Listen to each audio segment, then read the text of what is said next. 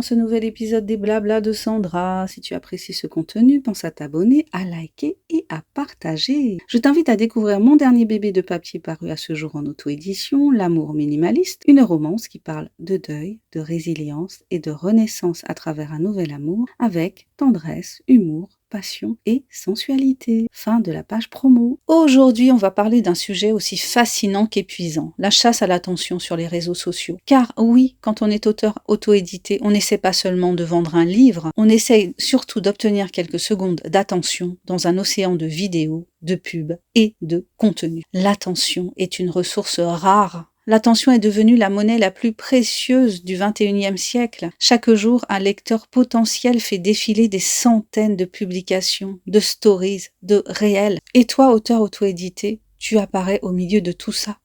Tu présentes ta couverture, ton texte, ton univers. Résultat, tu as moins de 3 secondes pour capter l'œil, l'émotion ou la curiosité. Mais attention, le but n'est pas d'être plus bruyant que les autres. Le but, c'est d'être plus pertinent. Un casse-tête. Un auteur qui parle avec sincérité de son parcours, de ses doutes ou de son écriture, crée une connexion émotionnelle bien plus forte qu'une simple publicité de type « Mon livre est disponible sur Amazon ». Reste à savoir comment créer la connexion émotionnelle. Il faut essayer et voir ce que ça donne. Les règles du jeu sur les réseaux. Les algorithmes récompensent ce qui retient l'attention, pas forcément ce qui est le plus intéressant. Le problème avec les algorithmes, c'est que des fois, on se demande vraiment comment ils fonctionnent. C'est pour ça qu'on voit des titres racoleurs, des danses absurdes ou des vidéos coupées à la seconde près. En tant qu'auteur, on peut jouer différemment. Quelques clés. Le storytelling personnel. Poster la première critique reçue, parler de la nuit où tu as failli tout abandonner, le message d'un lecteur qui t'a ému. Les formats courts sont à privilégier. Un réel de 10 secondes bien conçu vaut mieux qu'une minute où on parle sans structure. La répétition intelligente. Les gens n'achètent pas après une seule exposition, mais souvent après, je ne saurais dire combien d'expositions. L'authenticité, ce n'est pas le décor qui compte, c'est la voix, le regard, le ton. Mais si le décor est joli, en prime, ça peut aider. Attirer sans s'épuiser. Le piège de la chasse à l'attention, c'est l'épuisement. J'y ai d'ailleurs consacré un podcast, je te mettrai le lien dans le descriptif.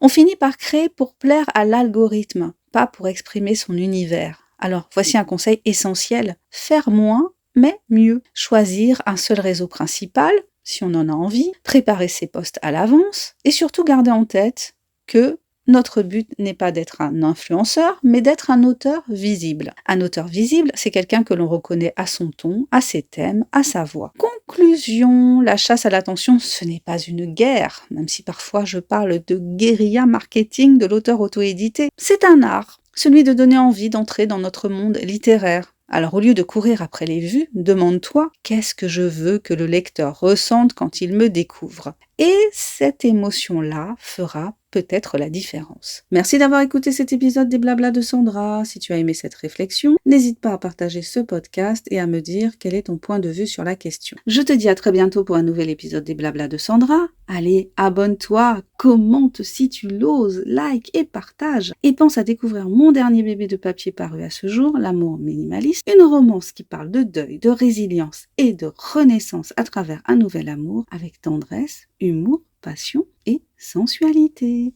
Bye bye!